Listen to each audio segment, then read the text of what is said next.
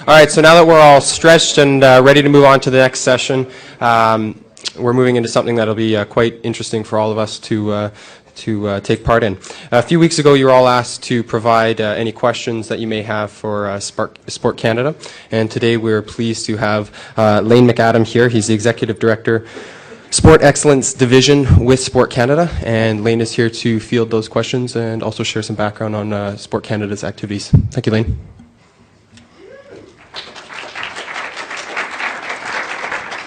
Looks like you have to hold this down. Oh, there we go.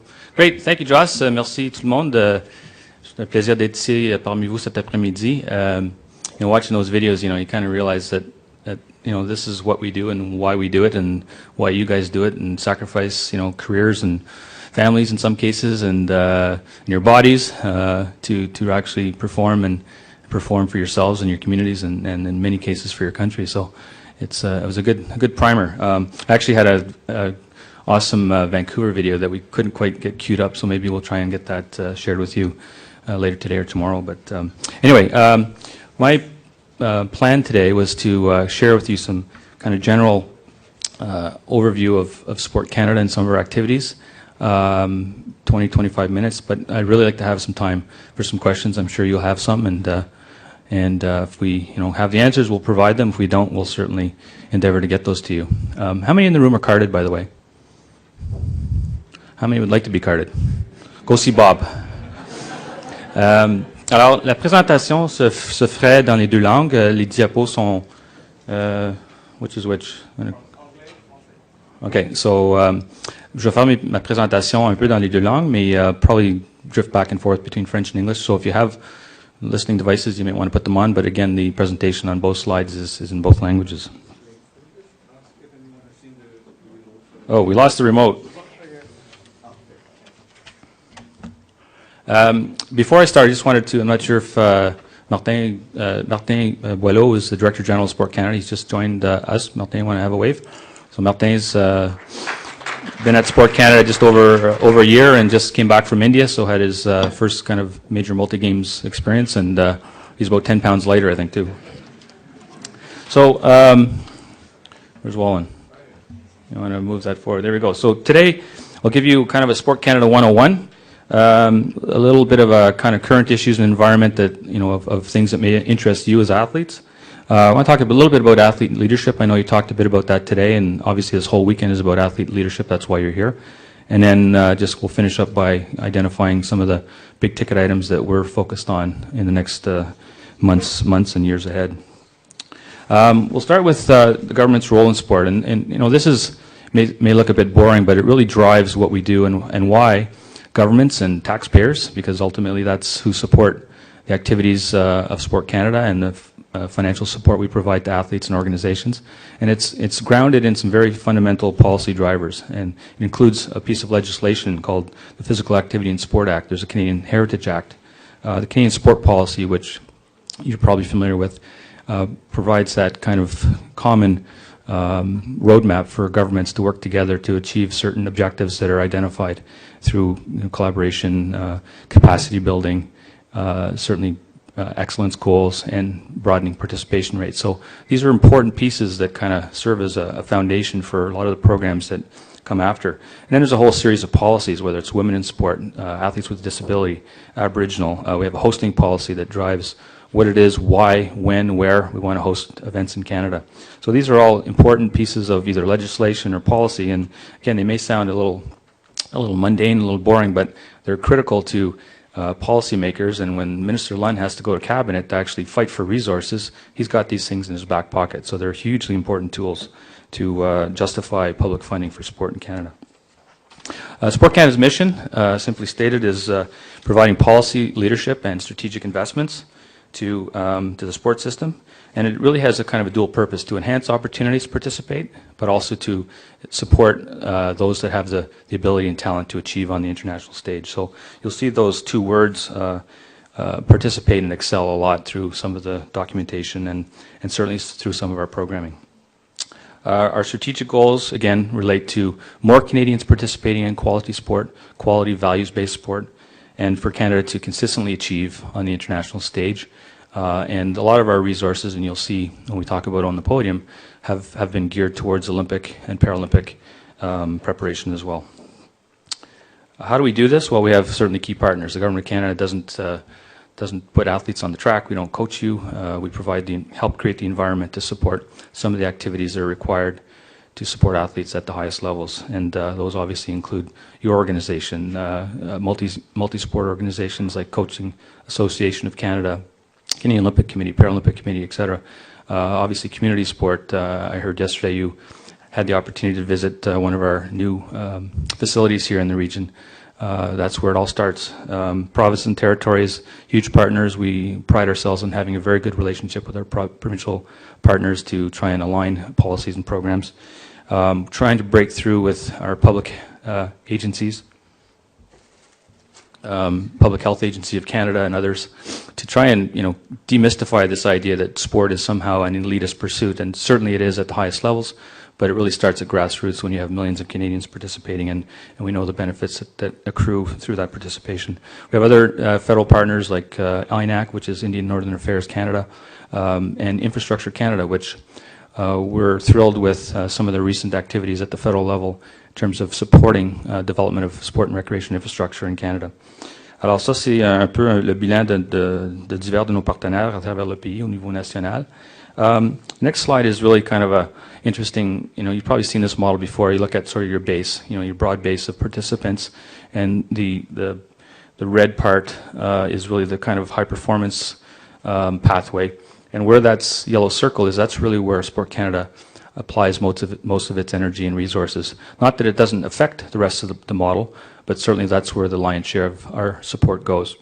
And you can see some of the fundamental slices along the left side in the shaded, which is athlete support. It's facilities, it's coaching, it's values-based sport. So those are all the elements and ingredients that go into supporting a modern high-performance system. Au niveau des budgets, cette année, on touche un budget au-delà de 200 millions de dollars. This is the highest level of funding ever in Canadian sport at the federal level. There'll be over $200 million injected into the system this year, and that's spread out across various program areas, which I'll get into in a second.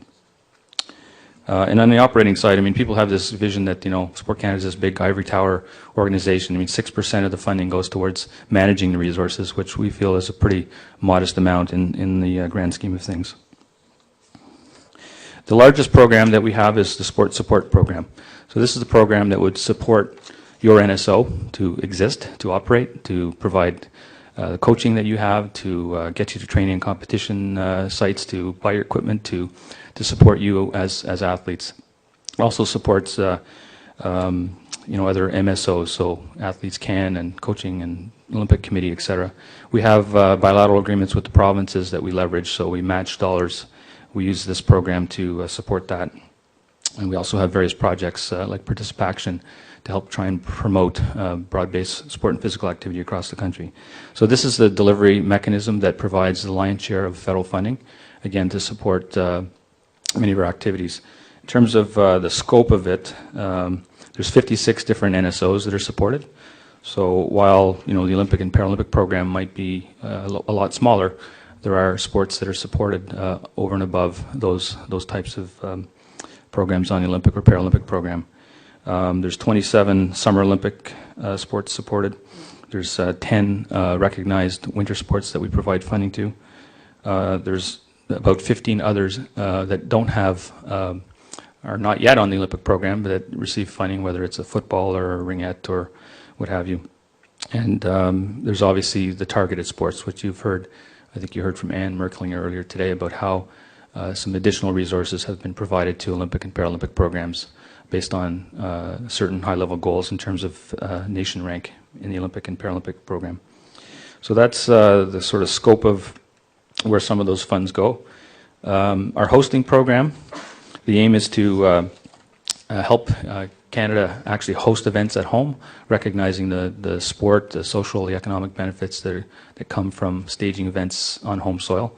The 4 delivery components include what I call the big ticket items. So it's the Olympic, Commonwealth, Paralympic, Pan Am Games, which we obviously had the the pleasure of hosting in Canada and extremely successfully, I might add. We have a series of single international events, whether it be World Championships in FINA World Championships, FIFA Women's World Cup, those types of events. And then we have a whole series of international multi-sport games and the Canada Games. So those are the various games and events that are supported through the hosting program. Our base budget here is obviously quite modest, so when the big ticket items come along, there's additional requirements to go back to the finance department and cabinet to seek support to host those events. So the Olympics would be a case in point. The Pan Am Games would be a similar case. But some of the other ones we're able to manage within the existing resources we have to roll those over on a year-by-year basis.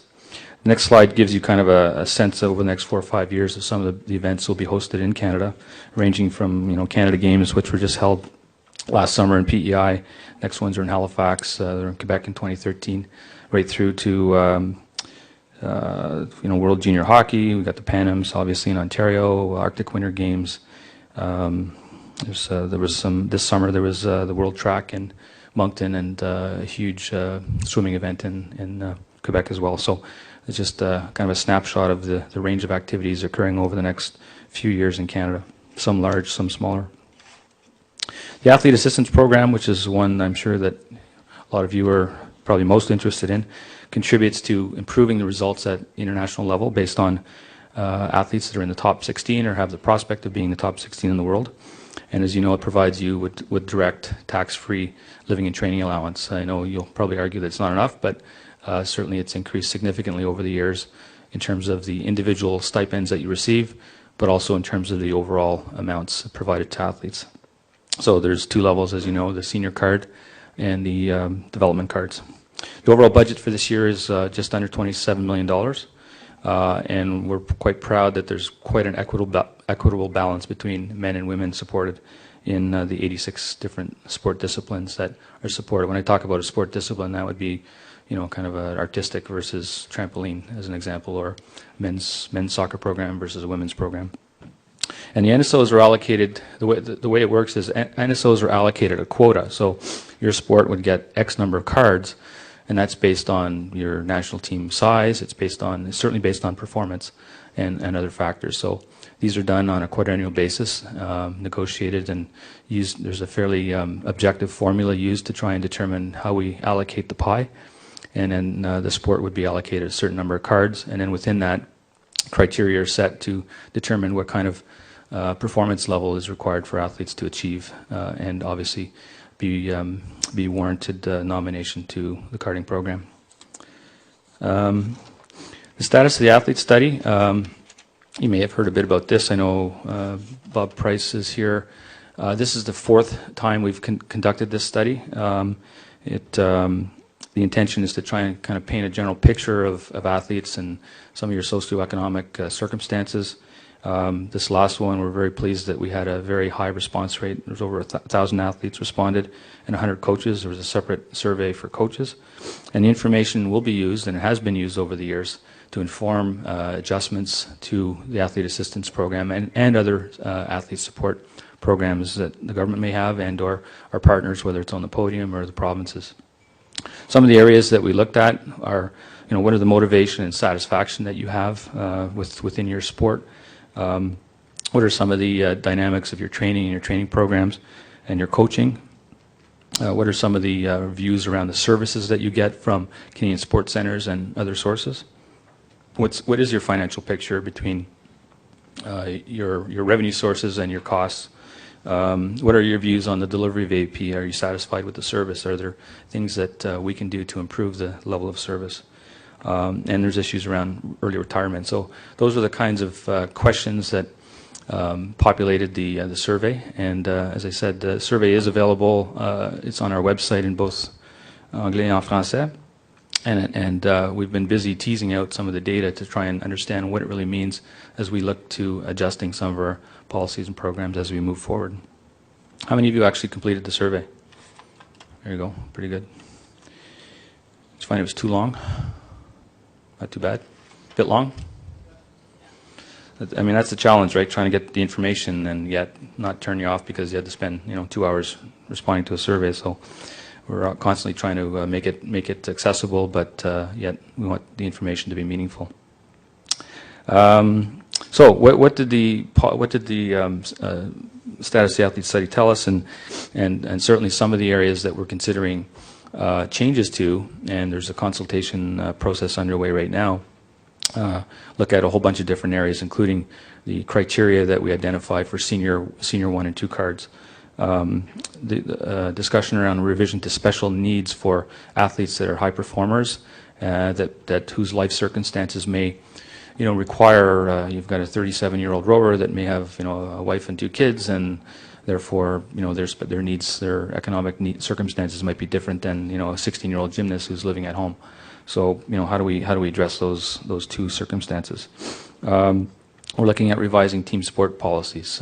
We've had situations where we've had professional players, wanting to access funding, and I guess our view is that if you've made it to that level and are earning significant income, then we need to make sure that those funds go to supporting athletes that aren't quite at that level yet. Looking at the basic eligibility of an NSO to actually get carding, we're actually funding some sports today that get more carding money than they do program money. So there's an imbalance there. So how do we look at that? Tuition policies. We're constantly looking at tuition, realizing that many of you put your education on hold while you're training full time. How do we make it accessible? How do we make it fair? How do we make it easy for you to access support for tuition either while you're training and competing or after? And that's a constant. And as tuition fees keep going up, obviously that's a greater drain on the overall cost of the program. So that's something that we need to keep in mind. And one thing that we'll also be introducing is mandatory doping education. So anyone that's carded, and we'll sort through the mechanics of this, but if you're a first-time carded athlete, there'll be a requirement for you to go on do an online 45-minute doping education course, and that'll be something that you'll need to refresh on a periodic basis. So those are some of the sort of general change areas around AP. We can probably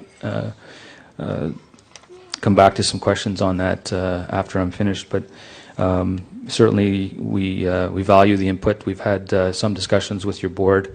As I said, we circulated a discussion paper. We're talking to the COC Athletes Council. We're talking to the CPC Athletes Council. We've sent it to all the NSOs. We've sent it to our provincial partners. So we're inviting a wide range of perspectives so that we can look at what adjustments we need to make as we move forward. Next slide, please. Sport excellence strategy. As you know, there has been some fairly significant new resources in the system at the national level over the last few years, and that has been driven in part by Sport Canada's sport excellence strategy. And that strategy really does not that it ignores non-Olympic Paralympic sports, but there's no question, and we're not apologizing for it, is very focused on supporting Olympic and Paralympic success. And some of the areas that underpin the strategy include, working with partners, collaborative leadership, working with the COC, the CPC, on the podium to ensure that there's an integrated system in place to support high-performance athletes. Sustained funding is critical. Obviously, you can't, have spikes up and down in funding levels and expect to be able to support some of the activities that you're involved in over the long term. And setting performance targets was also key to the strategy, and certainly we believe that was quite successful in the initial days of and years of Own the Podium in terms of setting very lofty benchmarks for Canada to achieve success. So the objectives are to, again, focus on podium results. It helps reinforce the Government of Canada's support for high-performance sport, and it does, as I said, set benchmarks. So our target for 2012 is to be the top 12 in medals in London and top 8 in gold medals for the Paralympic Games. This next graph just kind of gives you an indication of the level of funding over the last 10 or 15 years. The sort of purpley blue is the winter, and there's also a graph line and it's quite interesting to see the graph line as it kind of relates to the bar chart in terms of medal performance versus the funding. And you can see it's not rocket science. There's a direct correlation to the kinds of investment and the medal success that we've had. The larger ones is the summer, and you'll see a bit of a dip in the, I guess it was around Athens, but certainly since then we've had, a bit of an upswing in terms of support, and we're certainly expecting to see that continue as more resources are in the system to support our Summer Olympic and Paralympic programs. On the podium, well, you heard from Ann this morning, so I'm not going to go too far into it, but certainly it was created by the partnership of the COC, CPC, and Sport Canada. Its role is an advisory group. Much to people's, I guess, most people think that they actually dole out the money. They don't. They make recommendations to the funding partners, including Sport Canada, based on expert analysis and assessment of a sports quality of a sports high performance program. And in this case, the Government of Canada would actually make the contributions to your federation. So they are an advisory group, and certainly we respect the advice that they provide, and 99 times out of 100 will act on the recommendations that they make in terms of the investments that are made in the NSOs.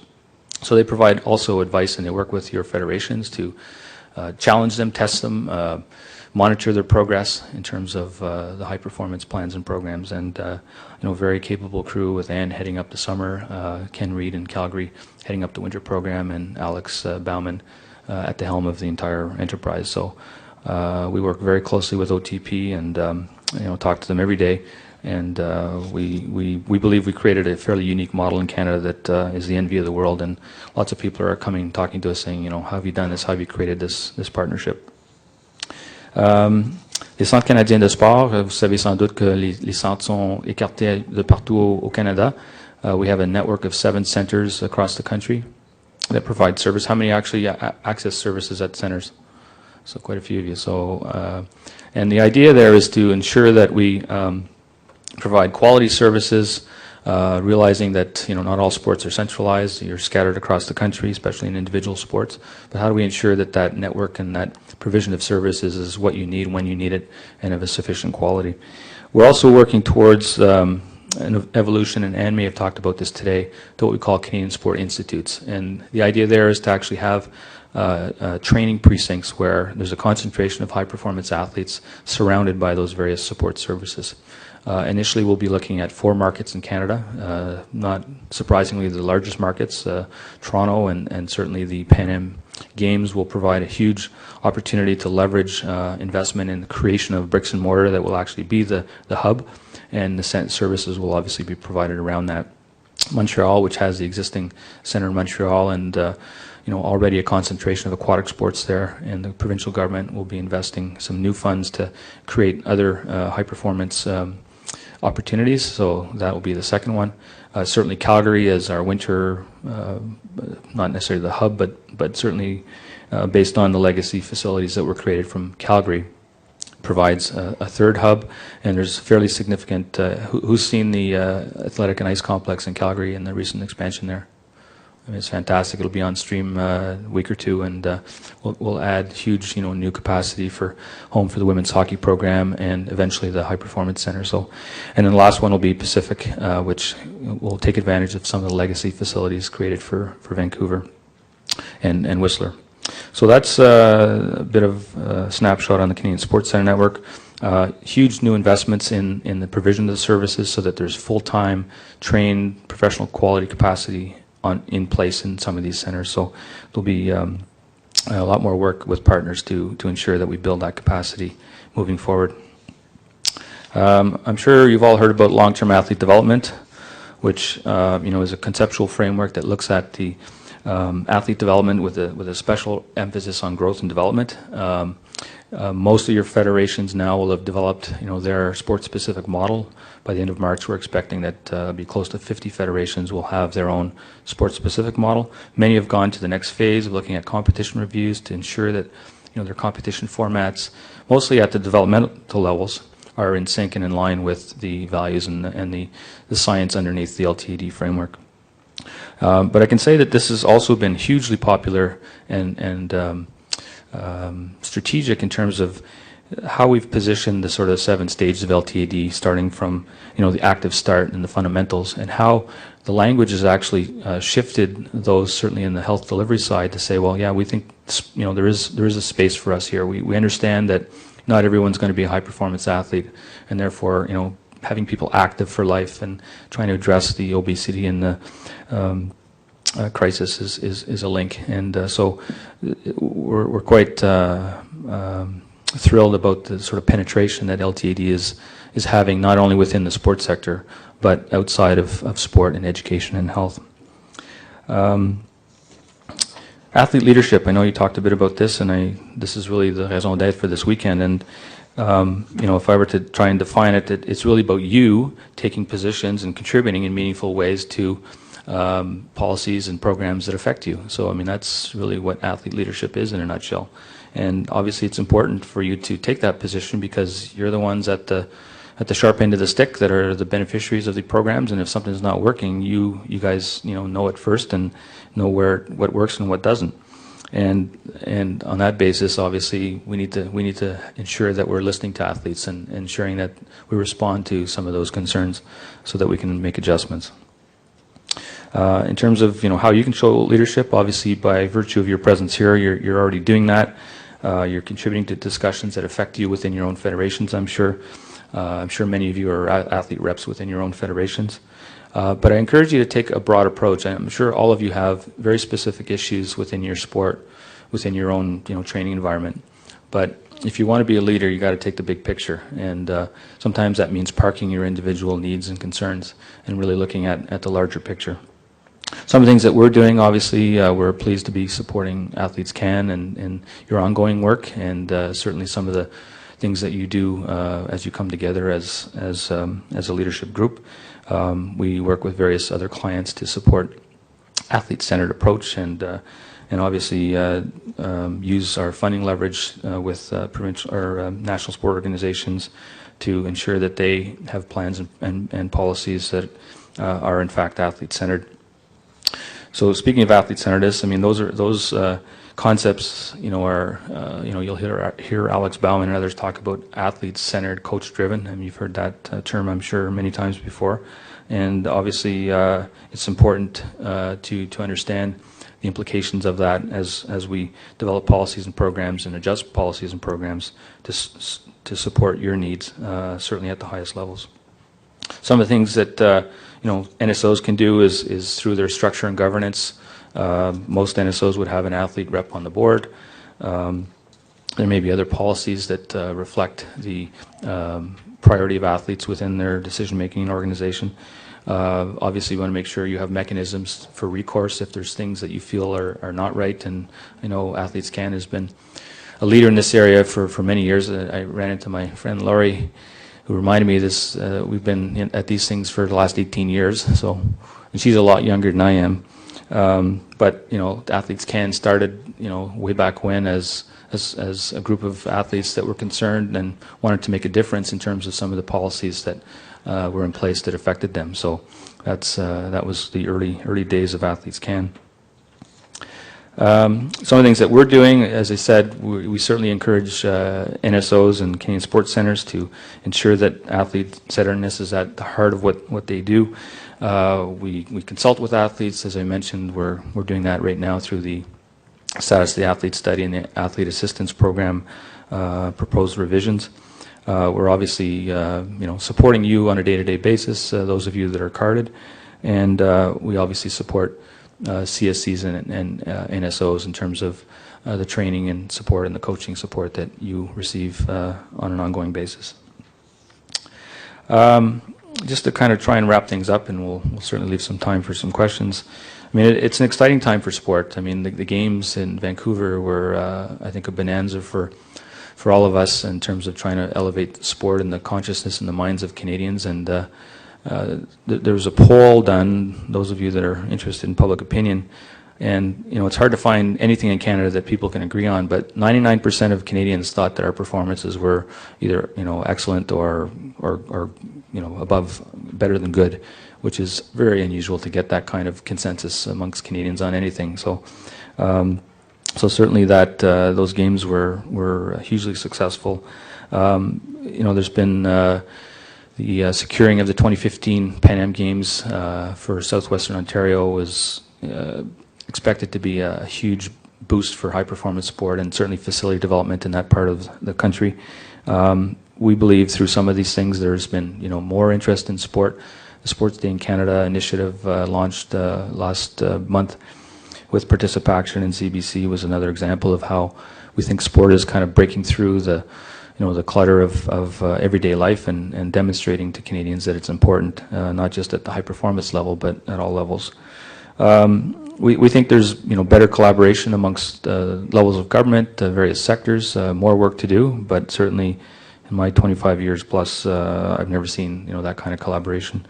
And as I showed you the pie chart earlier, there's this is the highest level of funding at the federal level, and a lot of this is due to the success and the extent to which sport can address other issues in Canadian life, not just winning medals. So those are when the minister goes in and has to tell that story to his cabinet colleagues, and he's got that that story to tell, and the excitement of Canadians around supporting our athletes. That's makes his job a lot easier. But these are also challenging times. We saw the Brits a week or two ago go through some fairly significant budget cuts to address some very serious deficit problems that they're having in the UK. So, I mean, those things, we're not immune to some of those things. So far, we've managed to dodge any significant reductions, but Canada is part of the global marketplace, and obviously, as our governments begin to start wrestling with, trying to get back on track in terms of fiscal balance, we need to keep an eye on that as well. We're still in a minority government situation, so there could be an election next month, as well as there could be next year. That has impacts on things that we do at the national level for sure. We still are alarmed by the rates of overweight and obesity, notwithstanding the attractiveness and the attention of sport and the popularity. I mean, we still see trends that are making it difficult to actually ensure that we're raising a nation of healthy young people. Certainly on the international stage, the world doesn't stand still, as we saw. I mean, the Indians in Delhi demonstrated that they came out of nowhere and put some energy and resources behind their programs and actually nudged us out in terms of third place. So the rest of the world is not standing still. And we're also seeing, as the demographic changes occur in the country, there are declines in volunteerism and capacity for organizations to support their programs. Looking ahead, certainly there are some big ticket items that we'll be focused on. We are steadfast in our support for the Own the Podium initiative. There'll be $64 million plus this year allocated to the Enhanced Excellence budget line for both summer and winter, highest ever. Obviously the 2015 games will command a fair amount of energy as we work with the host organizing committee to help them manage that project. Commonwealth Games we've just come off, as I mentioned. There's a lot of policy work underway behind the scenes that is, again, not too sexy, but nonetheless important in terms of making decisions on programs and policies and funding that affect the things that you do. So there's a federal provincial ministers conference in Halifax in February. The Canada Games will be in February, and a shameless plug, my daughter's competing on Team Ontario Ringette. Go Team O! And we'll be evaluating our three programs, so the sports support program, athlete assistance, and the hosting program. Every 5 years we have to go through a fairly significant evaluation to demonstrate value for money. Are these programs working? And so that's part of the athlete assistance, status of the athlete study work that we're doing too. We have also recently, international sport was a small division in Sport Canada that was separate from us. It was housed within a kind of a global international area within Canadian Heritage, and we'll be repatriating that program back into Sport Canada, I'm pleased to say. So we're working to try and how to figure out where that all fits. Consistent with the World Anti-Doping Code and some of the changes that came as a result of that, we'll be updating the Canadian anti-doping policy, so that'll be going forward hopefully sometime early next year. And we will continue to work on our sport participation strategy to try and, again, address some of those issues as I talked to earlier about inactive kids and kids spending more time on screens and video games and so on than they are out racing around the neighborhood on their bikes or playing an active role in physical activity and whether organized or unorganized sport. So we're working very closely with our provincial counterparts to try and make sure we try and reverse those trends. Alors, je pense que je vais arrêter là and perhaps open it up to some questions, discussion that you might have some burning questions. If not, I'll be around for a little bit.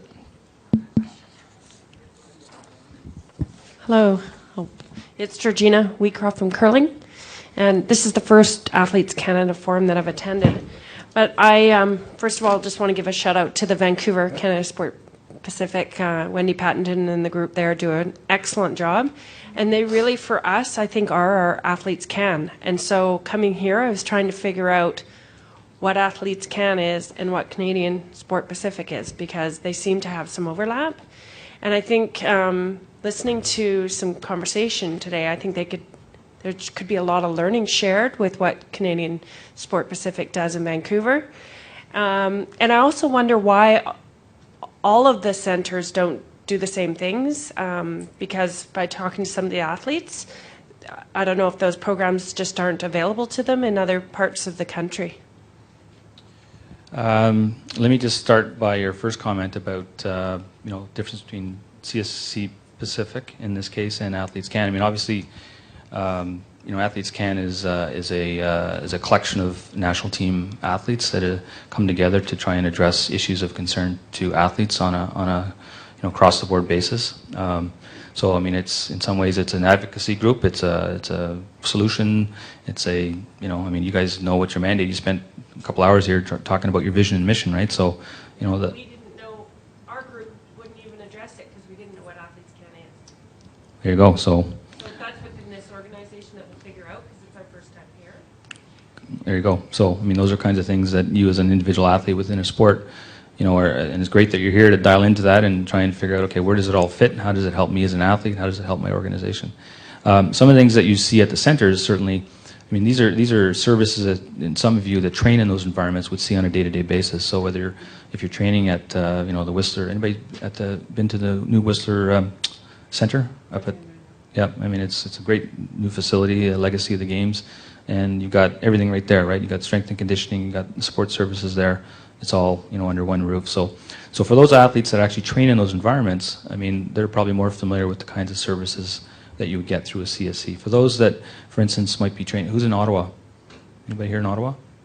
So you guys, CSC Toronto or CSC Ontario is responsible for the entire province, but you don't really see them. They're in Toronto, but they try and coordinate services for you. If you have need for physio, whatever, then they'll try and arrange for you to get to see somebody quickly and somebody of quality, right? So the level of service is really differs depending on where you are in the country, depending what sport you're in, depending whether you're a centralized sport versus a decentralized sport. So the challenge is trying to kind of ensure a quality, consistent standard. We insist that anybody that's carded has access to a certain level of service. But again, if you're in a center that actually has it next door where you just came out of the weight room versus, if you're in Ottawa that you're training at, I don't know, what sport are you guys in?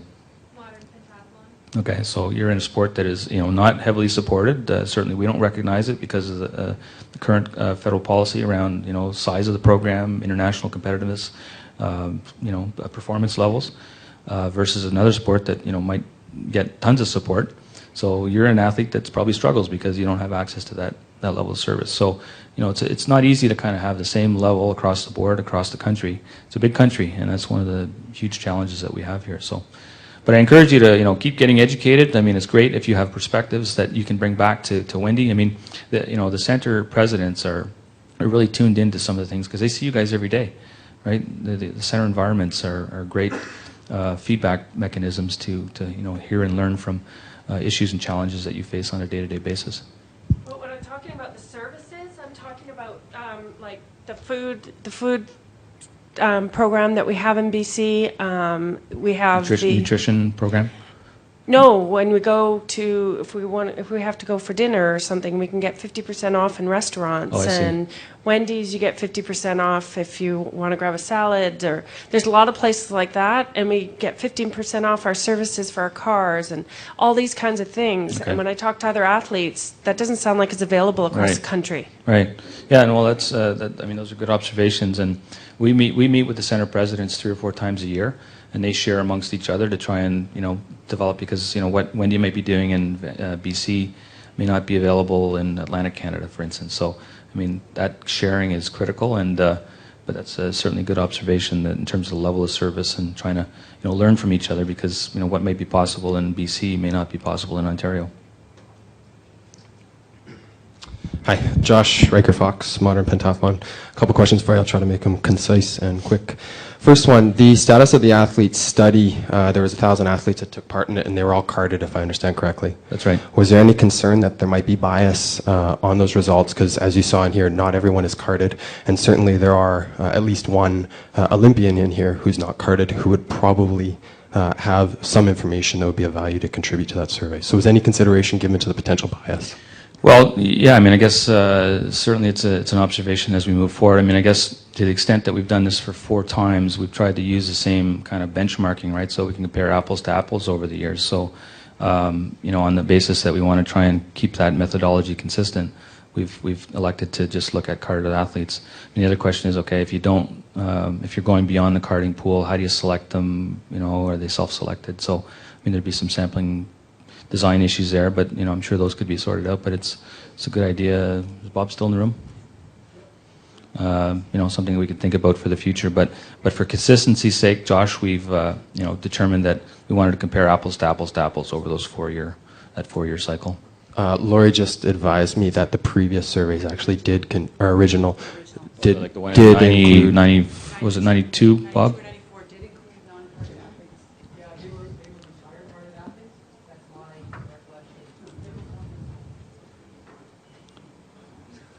Okay, little corporate memory here that we need to verify, but we'll check into that. Well, yeah, regardless of the past, I think that there's probably something that can be taken from that point, because as you saw in here, there are a number of non-carded athletes, and there is, opinions that are being derived from this, Sure. and the effect that it's going to have on future policy Yep. is being gleaned from just a portion of those that it will actually ultimately have an impact on. So I think there's probably something... Fair enough. I guess I would counter, though, that notwithstanding whether or not you or some of your colleagues as a non-carded athlete didn't have a chance to to voice their opinion through the survey, that's why we're reaching out beyond the survey and not just using that as the data. It's sort of saying, okay, this is what we think the data says. Here's what we think impacts in terms of changes and so on. So we're obviously in this forum and other forums talking to organizations, including NSOs that don't have carded athletes. So, but it's a fair point. And that's certainly appreciated. Second question for you. One of the notes that was up there, one of the mandates behind the policy is to support athletes that either have or the potential to reach top 16 status in the world. And for non-funded athletes, it's actually not that situation. It's quite clearly they have to achieve a top 16 result at World Championships. So I'm wondering if you can speak on that point, because it does clearly articulate that it's to support athletes that have it or have the potential to. Now, if you're given a once-a-year opportunity to reach that, you might come 17th, you might come 20th, and that might, to any person observing, say, hey, that demonstrates potential to be in the top 16 next year. But unfortunately, the athlete would not be able to access the funding. So I'm wondering if you can speak on that point. Right. Well, I mean, I would say that that's the general approach in terms of supporting the athletes in terms of the overall goals. As you know, Josh, as a pentathlete that had to struggle and keeps reminding us that you're out there too, and that you benefited as an Olympic card. I guess last year and a half. Well, it's almost 2.5 years ago. Yeah. And that, as you know, was 4 months of carding. And, Right. I mean, much appreciated, but in the reality of a sport with a later maturation such as mine, it's... Yeah. Well, again, the intention is to try and set a fairly universal level of criteria, recognizing that there may be individual circumstances that fall between the cracks. So these are the kinds of things that we need to hear from you and others, so that we might look at adjusting policies as we move forward. I look forward to that. Thanks, Lee. Okay.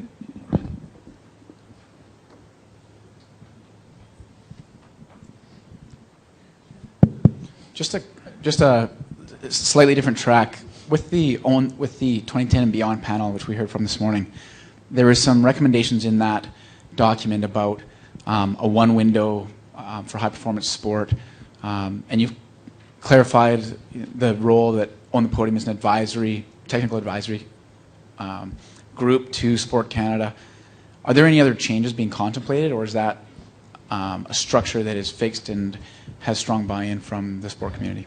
Well, I guess nothing is forever, but certainly the government's response to the 2010 and Beyond panel report was it did not accept the central recommendation to create an independent high-performing agency. So, whoever's telling you otherwise, it's not accurate. That's the policy position of the current government. However, the minister felt the need to sort of broaden the governance leadership of the On the Podium initiative beyond. It used to be governed by a steering committee represented by the funding partners. So it was 2 reps from Sport Canada, 2 from the COC, 2 from CPC, and VANOC had a seat there based on the contributions that they were bringing to the table through sponsors. So the minister, as a interim step, has agreed to broaden the governance of the board. Brought on John Furlong as the chair. There's 10 members of the board now, so it's beyond the actual funding partners. Some high quality, Canadians from many walks of life, whether it's Keith Pelley, who's a brilliant broadcaster, or Julie Payette, a Canadian astronaut, and Kathy Priestner, and their sport community representation, Ian Bird. We have Thérèse Brisson representing at the moment the Winter Sport Caucus. So I mean that is I guess one change to the governance and leadership of the organization. But for the moment, it remains an unincorporated entity that provides advice to the funding partners. So that's the current policy position as a response to the 2010 and Beyond panel. Great, thanks. Tyler Mosher, Para-Nordic, Para-Snowboard. My Para-Nordic athletes want to know how we find out the funding that Cross Country Canada gets, or any NSO, maybe other athletes, get from Sport Canada, and how they're held accountable, how they use their budgeted allotment.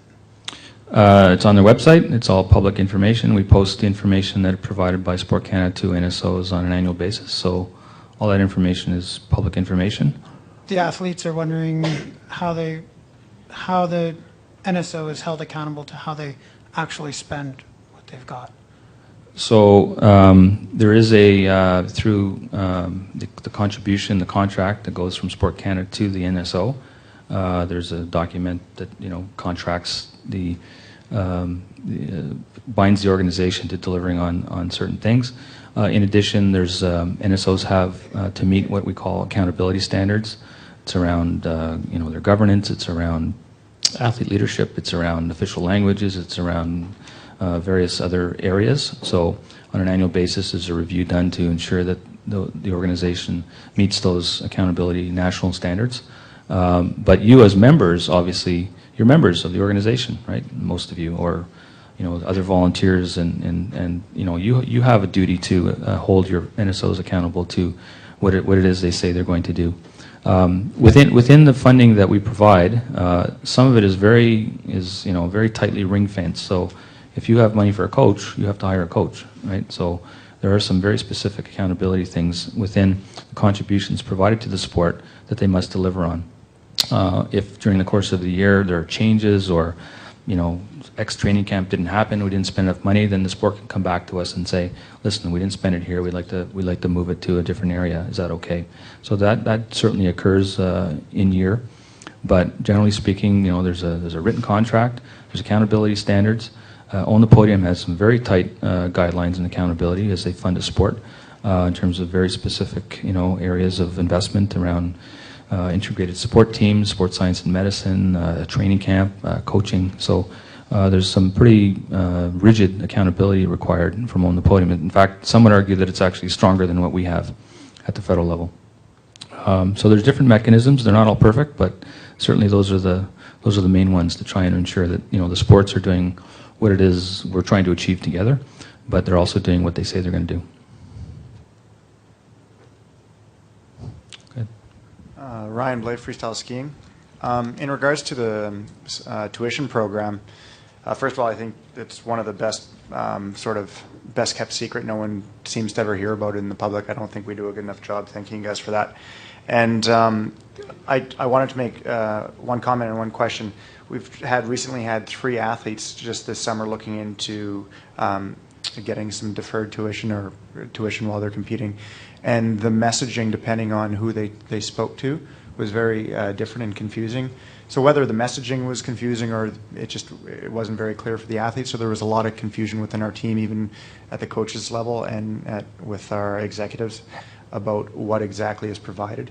And then second, I'm wondering if there's ever been any dialogue in expanding the tuition program, whereby, for example, maybe an Olympian would qualify for 6 years, an Olympic medalist would qualify for up to a doctorate, sort of having a tiered level that rewards for higher achievement in sport. I wonder if that's ever been considered. On the first part, I mean, that concerns me a little bit, that, messages may be inconsistent, and I know we came across a case fairly recently where, a staff member in our AAP unit was, returning and may not have been up to speed on exactly the right policies and messaging. So we've corrected that. We just had a full day training session for all the AAP to make sure that everybody's on the same page in terms of the rules and procedures. But if those circumstances come up, don't hesitate to call us. Take it to another level. If what you're hearing is saying this doesn't sound right, call Bob Price, the manager of the program, or email me. I'm happy to look into it. So we're obviously trying to ensure that there's a consistent application of the rules, but from time to time, dealing with 2,000 athletes, there may be some interpretation that is not quite on. So. But if that happens, please get a hold of us, or go to your sport and get your NSO to contact us. In terms of your suggestion around kind of Olympic performance-based in karting, I'm not sure, Bob, that's ever something we've ever really considered in terms of. So you're suggesting that depending on your performance, there might be different tiers of access to tuition support. Is that correct? Yeah, recognizing an athlete for an amazing career if they happen to be an Olympic medalist. Well, maybe it's whether you look at it as added incentive for the athlete going into or a reward afterwards. At that point, they're probably going to be poised to be potentially leaders in this country in whatever field. So give them a head start, I guess. You're talking mostly deferred tuition, though, right? Yeah. Yeah. Something we certainly could give some thought to. I mean, I don't believe, Bob, that's ever been looked at that particular way. I mean, there's a fairly well, if you're a current athlete and you're accessing tuition, as you know, there's I think it's up to $10,000 a year, Bob. Accessible. So that that for most programs in the country, that's pretty generous. The deferred is a little different because it's pegged to kind of current tuition. So it's not an open-ended kind of thing. So maybe that's something that we need to consider too. So thank you.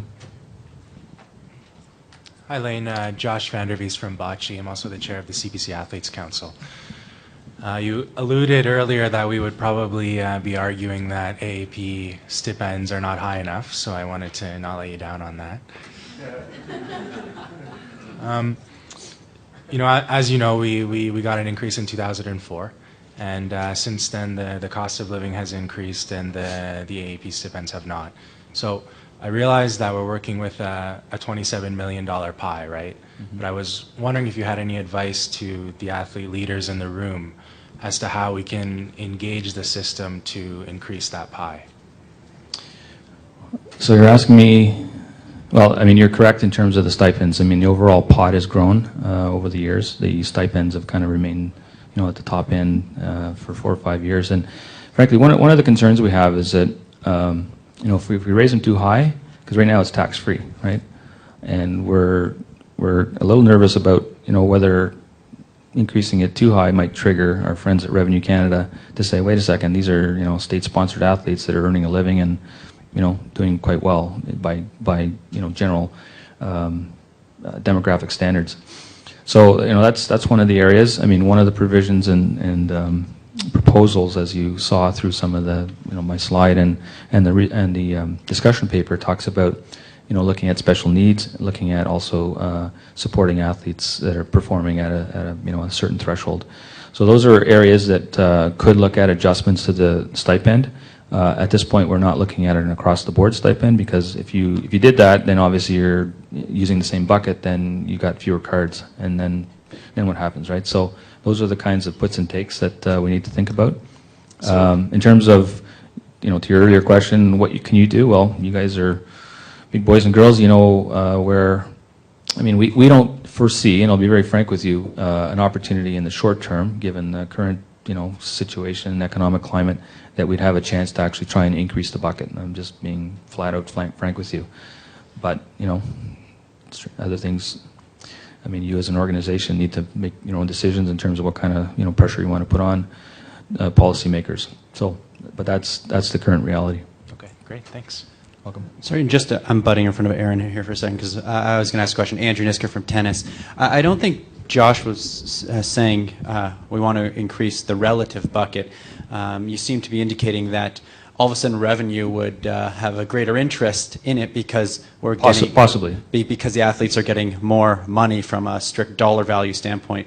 The reality of it is the athletes are getting less every year relative to everybody else in the country. So I'm not sure that would be a major concern, because everything's going up. So relative athletes are losing about 2% of the stipend per year, and that's the concern. If it's not addressed in this this reevaluation of AAP, all of a sudden all the athletes have lost a decade worth of inflation or more by the time we get to this again. So I think that's the concern with respect to it being a big ask to raise to move up the 27 million, but it's also a very reasonable ask, because it's just to bring us back to the level on par with what we had back in 2004.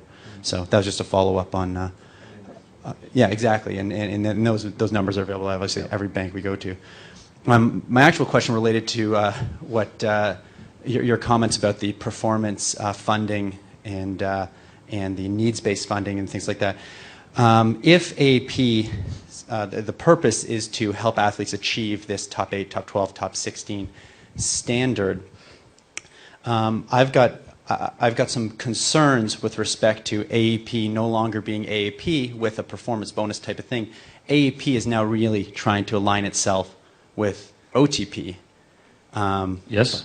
And I would say that's true. And it seems as though the principles behind AAP no longer are standing up.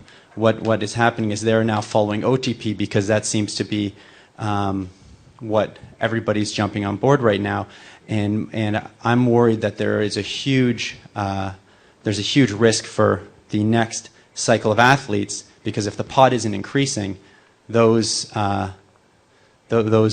performance bonuses are taking away from anybody being carded, and the value of going from non-carded to carded is much, much more, as we see with the sports centers, than just the monetary value of the card. So how can Sport Canada reconcile those factors, given the current climate and the role of OTP? Yeah, just to be clear, you're absolutely right. This is in line with OTP, and don't forget that we're the largest funder of OTP. So it's not an accident that these provisions or these suggestions are being adjusted in light of the fairly recent environment of additional targeted focused funding for Olympic and Paralympic sport. Now, to your point, if you do that, and you're using an inelastic budget, then someone's going to lose, right? Because you're putting potentially more money into the hands of those performing athletes. And don't forget, one of the suggestions is that it would also be income tested. So, if you're a skier on the circuit and getting all kinds of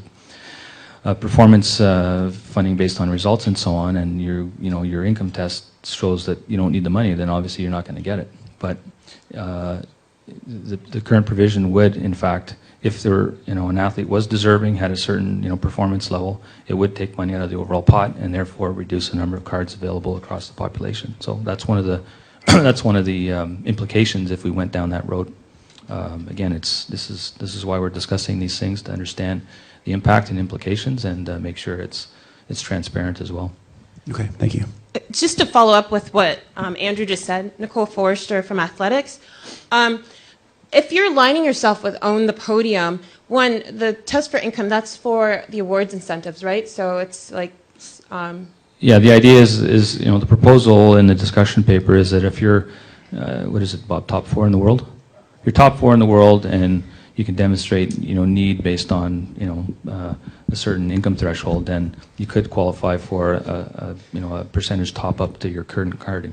Okay, yeah, okay. So beyond that, for athletes that are just carded, there's no income test in place for that, right? That's correct? That's right. Okay, so that's a problem, I guess, in itself, because you might have someone who's top 8, but they're making 6 figures, and you're not testing for that.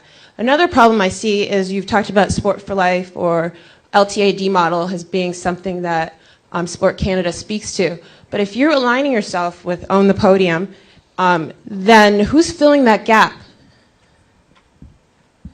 The gap at the lower levels of the system? Well, the developmental, for me personally, I've been carded for 10 years, and there was a 6-year gap where I wasn't, say, top ranked in the world, and then I was able to make that movement to be top 10 in the world. Sport Canada played an intricate role for me, and if I wasn't, according to the movement to where it looks like it's going, I wouldn't be carded, and I would retire probably prematurely. I wouldn't be an Olympian. I wouldn't be a Commonwealth gold medalist. Like the carding itself. Like, I look to Sport Canada with such laudable praises for it, and shifting it to Own the Podium, I feel like takes away from what Own the Sport Canada is, which I think at this point speaks more towards the LTAD model.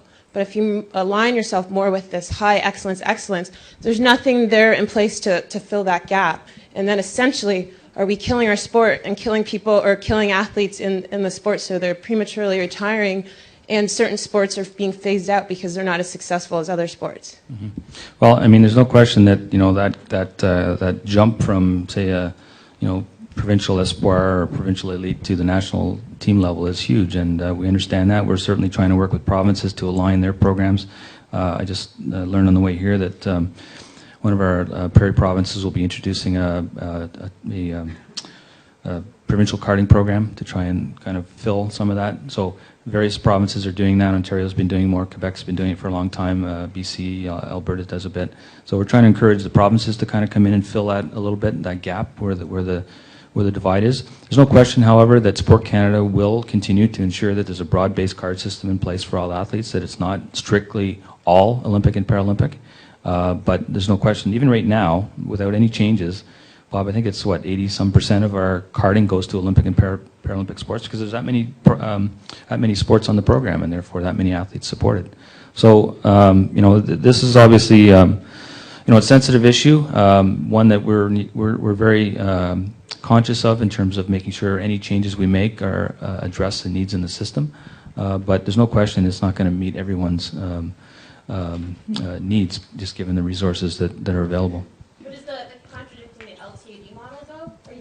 Because it's there, you've presented it to us, you've told us that this is what Sport Canada stands for, but if you're aligning yourself with the top end of it, how are we getting to that? Is that just shifting the buck to the PSOs and saying, okay, we're not going to do it, we'll give it to the provincial level to do it? Well, in part, yes, because the provinces have adopted the LTAD model too, right? So it's being driven vertically between an NSO and a PSO and a club structure. So everybody's buying into that same LTAD model. We've chosen at the national level to try and support the high end of that model, the training to compete, training to win, training to stages of the model. But we've also invested significantly in the actual development of the model across NSOs. We're working with the provinces to leverage funding to make sure it gets drilled down to the local level. So while most of our funding by design and by collaboration with the provinces at the top end, we certainly are playing a leadership role in making sure that those models are delivered and are delivered vertically within a given sport. I have to interject really quickly. We have gone over time here, but it seems like there's a lot of interest on this. We have a little bit of flexibility in the schedule that would require you having a little bit less time prior to the gala tonight. Just with a show of hands, is there enough interest that we continue on with this conversation? Give us an idea if we need to close it down pretty soon, or if we're going to spend a little more time on it. So you could just give me a show of hands here to see if there's enough interest on it. And Lane, would you have a little bit more time to devote? Happy to stay as long as you'd like me. Okay, perfect. I'll hand the mic back over to Aaron. I just wanted to mention one thing really quickly, though, with reference to the provincial top-ups. That was sneaky. It is great with the concept of, okay, we'll rely on the provinces. The problem there, though, is many of the provinces look directly to you to Sport Canada for their pathway of funding. So, for example, if you're not carded, then in Alberta, for instance, you miss out on that $6,000 top-up, regardless of who you are as an athlete. So although it's really appreciated, I think it's important to recognize that the provinces are probably not filling that intermediary space very well. Fair enough. And in Sorry, fact, our advice to the provinces would be that if you've got money to put into the system, don't give money to current carded athletes. Give it to the athletes below that, because that's where the gap is. And I mean, for those of you that do get the top-ups, I hate to say this, but if it's a choice, I mean, Ontario does it, I think, the best because they do top up, but they also fill below that, right? So there's lots of athletes that are not carded that benefit from the Quest for Gold program. But some provinces are choosing to just do the top-ups and nothing below, which is a challenge. So we're trying to encourage them to to go a little deeper in the system. Hi, Aaron Cadu, beach volleyball. I think my question is going to kind of cover everyone's, kind of like a little bit more of a philosophical question. If we look at Sport Canada as being a business, would you say that your product is producing gold medals? In part. In part? In part, Okay. not exclusively, but in part. And I guess what else would it be? If at the end goal, if it's not gold medals, what else is it? It's, as I mentioned at the outset, it's encouraging Canadians to participate and to excel in sport. Gotcha. That's a pretty large statement. You could pick any range of areas where you might want to invest within that. Yeah. But within that, certainly the focus is on the high performance side. And looking at that as being the stakeholders and the taxpayers are really the people that you are held responsible to, right? The Minister of Sport, who signs the check, is the guy who has to get elected every 4 years, and he's accountable to Parliament for the provision of these funds, and we as bureaucrats are accountable to Canadians and taxpayers and the whims of governments who decide to go down one policy route versus another. So absolutely. And just saying this, and I think it's a reoccurring statement amongst people in general, is how are we as the athletes who are getting the end goal of these gold medals, how's Sport Canada leveraging these athletes in between each Olympics? Because it's easy to say that these athletes are within the media scope the year of the Olympics, but how does Sport Canada use them to leverage a health awareness in each month? Like, I mean, directly with them. How is that tied to their carding? How is how is there partnerships made within the media that these athletes are now on television on an ongoing basis? Like, how are we leveraging these things as a business and not just as, okay, hey, we get this amount of money, we spend it, it's gone. Like, how do you guys, besides saying, hey, we got 14 gold medals, like, how do we look at this as, and I know it's a philosophical question, but what are we doing besides just trying to get gold medals with the athletes and creating these kind of programs? Well, I mean, those of you that participated in the Kids Can Day yesterday is an example of where some of that activity happens because the Government of Canada supports Athletes Can to actually make this happen, right? So there's a whole range of outreach things, the COC through their Voices program, various opportunities for athletes to actually engage. We brought all the Olympians in here after Vancouver to celebrate their achievements, got them to Montreal to participate in the parade to actually, show the pride and allow Canadians to actually, see these athletes up close. So, I mean, there's various initiatives like that. But obviously, you as athletes do that in your own communities, I'm sure. You get service clubs, you get schools that you're asked to go and visit, and hopefully you're doing that, right? Yeah, but I'm talking on a larger scale. Like, if we're talking $200 million that's allotted to you, like, you go and you spend $10 million on a media campaign that these athletes are constantly within the media. Like, if you all of a sudden have Olympic athletes that are showing on an ongoing basis, year to year, not just the Olympic year, but year to year, they're actually in the communities. They're on TV. Now they become somewhat celebrities. Mm-hmm. The leveraging power that's not on you guys anymore, but now becomes part of corporate Canada because they see them all the time. Well, we're not coming to you guys for our $18,000 a month. Like, we're getting $50,000 from a corporate sponsor because we're on TV all the time. Because you guys are leveraging us in a different way. Yeah, like, I mean, there's some good observations. I mean, through our support for participation, when we revitalized, and most of you guys are too young to remember, the 60-year-old suite versus the 30-year-old Canadian imagery. But when we revitalized participation, it was on the basis that they needed to use sport as a platform to try and promote. So how are they using athletes? Good question. We haven't really seen that yet. So, the Sports Day in Canada, initiative that was launched. I mean, it was, had some growing pains, but hopefully it's something that will continue to actually put sport, before Canadians, more than just once every 4 years, as you point out. So we'd be all ears in terms of listening to some of your proposals and ideas around how you, as the best and the brightest, can actually help contribute to some of those things, so that that we're raising the bar for all Canadians and spreading the benefits of sport beyond the converted that are already in this room. Louis Poirier bobsleigh, and it follows quite well with what Aaron was just talking about. The USOC actually uses no tax dollars in their programs. I'm curious with regards to, what is Sport Canada trying to do to engage the private corporations to support sport and to become less reliant, or more reliant on the public and corporate support, and less reliant on tax dollars, where we can be self-sufficient rather than being... Well, I guess in my 25 years, I've seen various proposals come and go around trying to do that. We aren't the United States. We don't have the same corporate base. USOC has also benefit through some other legislation that allows them to access, broadcast dollars through the IOC. So there's, other means that they're getting it indirectly. This is a very challenging marketplace. I mean, we saw that the games in Vancouver were able to leverage corporate support to support, like, Own the Podium, but those sponsors are, the hook is gone, right? They're not at the table like they were in Vancouver, that basically assisted in putting $45 million into OTP Winter. But again, with the amount of money you put into the sport, one of the feeling from my federation personally is that my federation doesn't have the money to put the marketing dollars into place. Whereas if you see like major junior hockey, they take their athletes and they put them in the media. Is there any effort for Sport Canada to take their athletes and put them in the media to try to generate some of the funds you're actually giving to them? Well, I mean, we don't own the athletes, as you know. I mean, your commitments are to your federation in terms of your national team commitments and so on. But certainly we'd be interested in seeing how, Athletes Can and other organizations might assist in, trying to kind of develop new thinking around trying to leverage corporate Canada, because there's no question that if there's, just to give you an example on Own the Podium, when the Minister of the Day in 2005 went to his cabinet colleagues and said, listen, we want to be number one in 2010. We have this glorious opportunity to host these games in our backyard. We've never won a gold medal on home soil. And I got half the money already in the bag from corporate Canada through the Vancouver sponsors. What do you think? Are we in? Are we going to match it? They said, no question, right? So it was a no-brainer.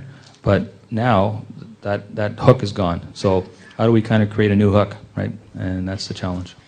Hi, Nathaniel Miller, water polo. First, just a quick comment following up on that and on what Aaron was saying, and then I have some questions on a different subject. But I think the hook wasn't, at the end of the day, it wasn't the Olympics, and the hook, what sold Canada wasn't even the performances and the results. It was the stories, and what people remember now when Johnny Richette or Bilodeau won the first trophy, the first gold medal. The next day, the focus wasn't on as much the medal as it was on his relationship with his brother and his story of sport. And I think what Aaron's alluding to is our stories. These stories, Canadians associate with them, and it inspires them.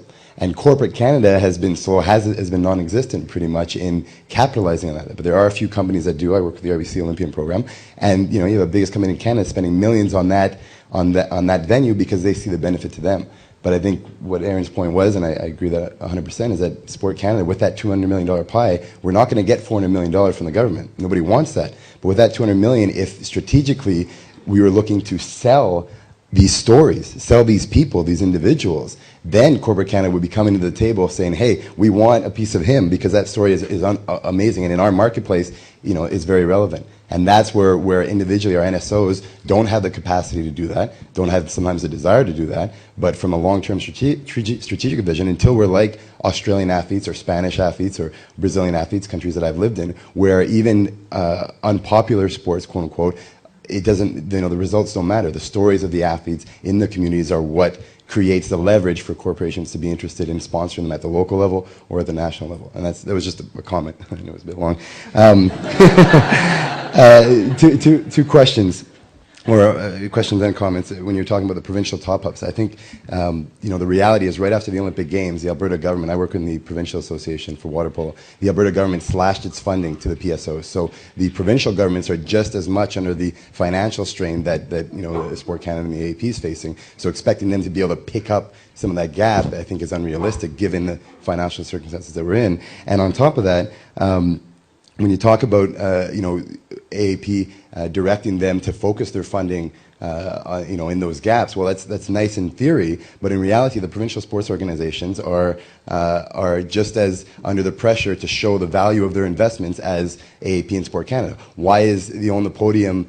Why is that direction taking flight? Because of the results and the performance and the attention on the Olympics and the medals and whatnot. Well, provincial sports organizations, as provincial sports, the PSOs equally want to be associated to the high-end Alberta athletes. And so their investment, they want to make sure that they invest in the athletes who will then represent Alberta, internationally and across the country. The grassroots athletes and programs don't have that leverage. So for the AAP to be advising them to do that, and then in their own direction, moving away from that, I don't say we can expect them to follow suit. And I'd like to hear your response. Yeah, I guess every province, we can't dictate the provinces how they decide to spend their funding, and we know there are 4 or 5 provinces across the country that have more interest in high performance and have been supporting it at different levels for many years. So, while we try and encourage the others that aren't playing at that level to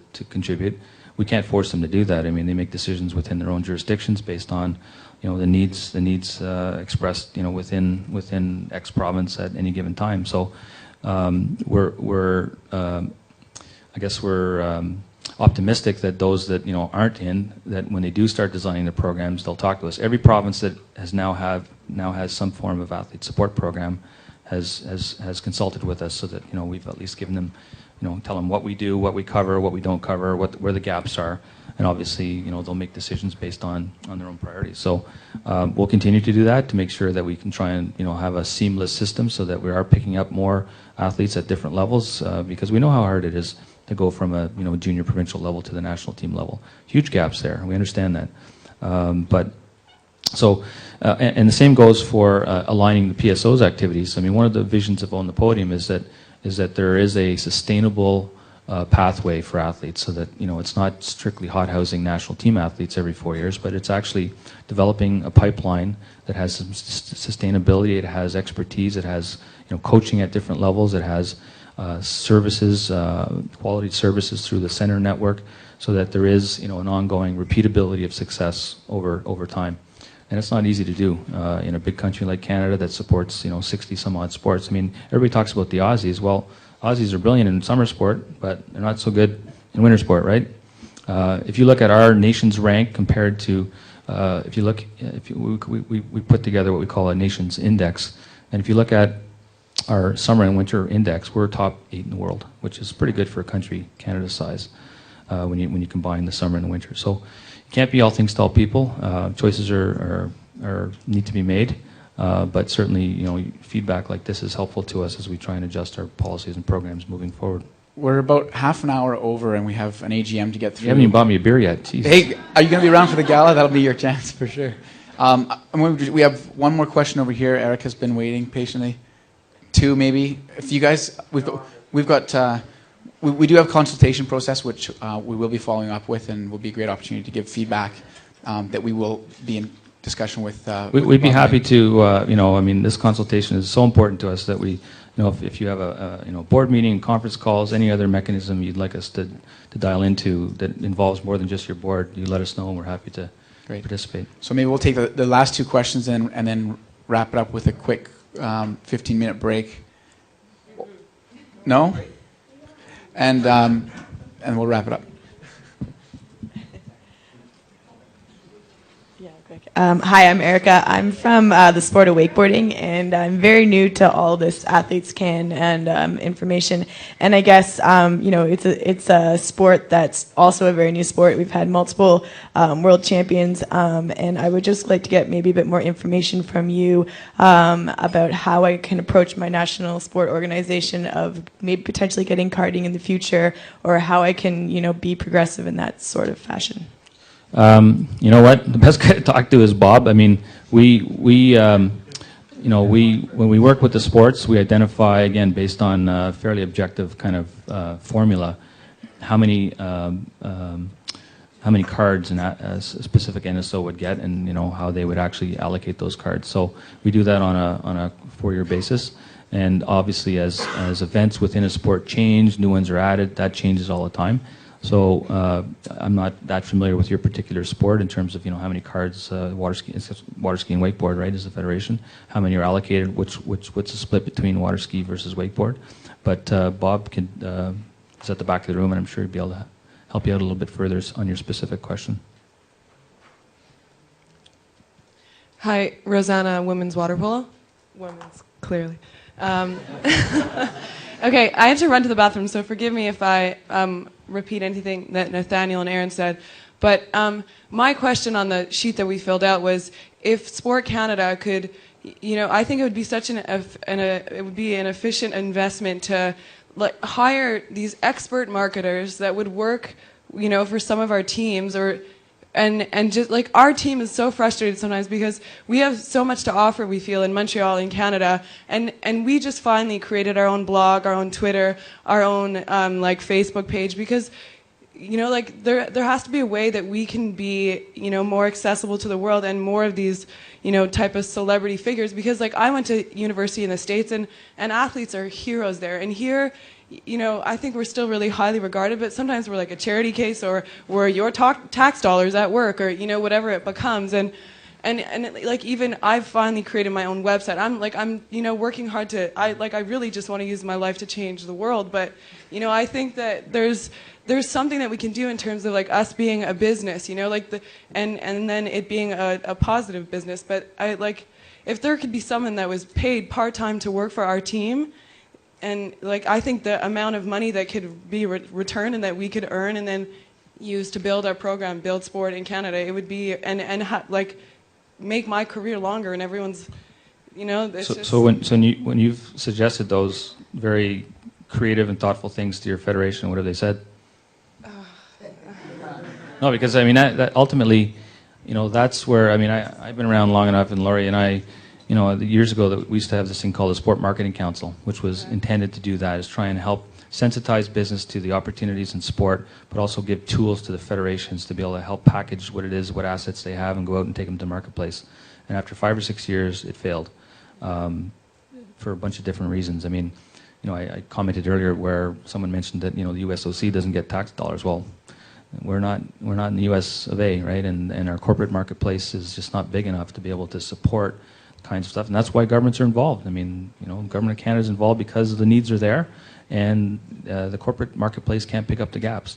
So, the pressure on your federation, certainly funds that we provide allows organizations to actually put money into marketing and sponsorship, and try and hire a marketing director to go out and package the sport and use the athletes, and try and raise corporate revenue. But each individual sport needs to understand what it is they have to sell and how they can package that. It's certainly something we'll take on board. A lot of you have made comments today about, how do you use athletes as role models, as assets to actually try and attract additional investment. And, maybe there's something new here that we need to give some thought to. The flip side is that, the Canadian Olympic Foundation board just all resigned en masse. So what does that tell you? There's some real challenges in the marketplace around raising money in Canada. So, I don't know, it's not an easy fix. We've been at it for many years trying to figure out a better way to try and leverage corporate investment, and it's not easy. Great. Thank you, Liam, for taking a significant amount of time to answer our questions. Really appreciate it, and as well the opportunity to follow up with future questions. That's really informative for our group. We appreciate it. It wouldn't be a normal Athletes Can panel if we didn't have a gift for you, so come on over.